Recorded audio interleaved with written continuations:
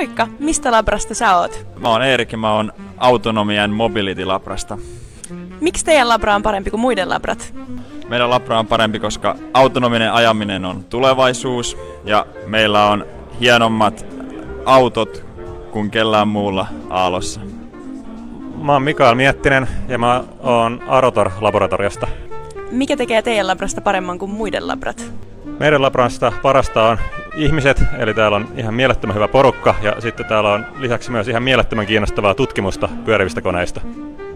Moi, mä oon Järvisen Mika, toimin proffana täällä Aallossa ja on energiankonversio- ja järjestelmätutkimusryhmässä. Vedän sitä ryhmää tällä hetkellä. Mikäs tekee sun labrasta paremman kuin muiden labroista? No se on ihan helppo kysymys.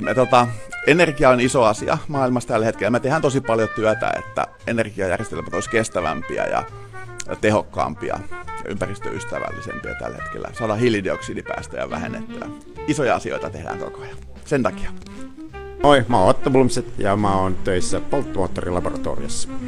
Mikäs tekee teidän labrasta paremman kuin muiden labroista? Me ollaan kaikkein vanhimpia laboratorioita. Me on perustettu 1920 ja me ollaan tehty tätä tutkimusta jo sitten niin kuin yli 100 vuotta ja meillä on ehkä pisimmät perinteet tällä alalla Suomessa. Moi, mä oon Tatu ja mä oon täältä Design Factorylta Machine Shopista. Miksi tää labra on parempi kuin muut labrat? Tässä labrassa oikeasti opiskelijatkin pääsee tekemään erilaisia projekteja ja koulujuttuja. Mä oon Jaakim Lastunen ja mä oon Fluid Power Labista. Miksi teidän labra on parempi kuin muiden labrat?